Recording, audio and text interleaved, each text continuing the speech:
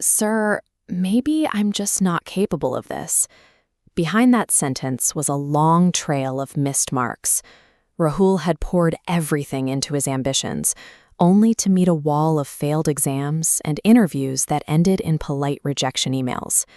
When you dedicate intense focus to a goal and receive zero return on that investment, your brain registers the effort as a threat. Repeated rejection without a visible reward slowly degrades your baseline self-belief. Psychologists recognize this specific state. It is the quit point. It is the moment your logical brain commands you to stop trying, simply to protect your ego from absorbing further damage. Rahul's mentor didn't offer empty reassurance. Instead, he offered an analogy: a stonemason taking a heavy iron hammer and striking a solid stone block. You watch the mason hit that rock 49 times. Not a single chip falls off. The exterior looks perfectly untouched. Then, on the 50th swing, it shatters. That final strike did not possess any special properties. It simply cashed in on the invisible, cumulative structural damage inflicted by the 49 misses that came before it. This diagram illustrates invisible progress. Every attempt alters the obstacle's structural reality.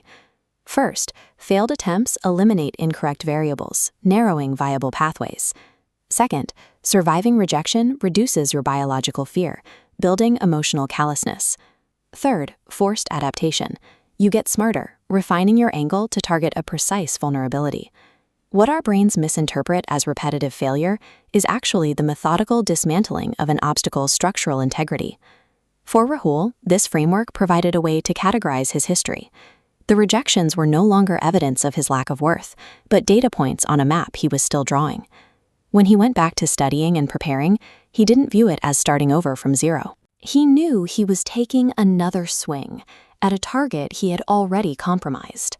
Recognizing that failure is the required friction for success, rather than the opposite of it, is what allows a person to endure when the external world shows no signs of progress.